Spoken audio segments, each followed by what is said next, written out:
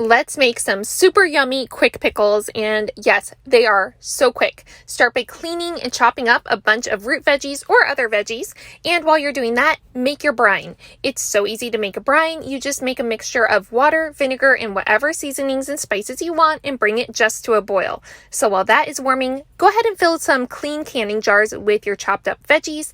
Fill it to just below the bottom of the rim, and then what we're going to do is simply ladle our warmed brine over the top of them, pop the lid on, and put them in the fridge. That's it. Quick pickles. So good, so easy.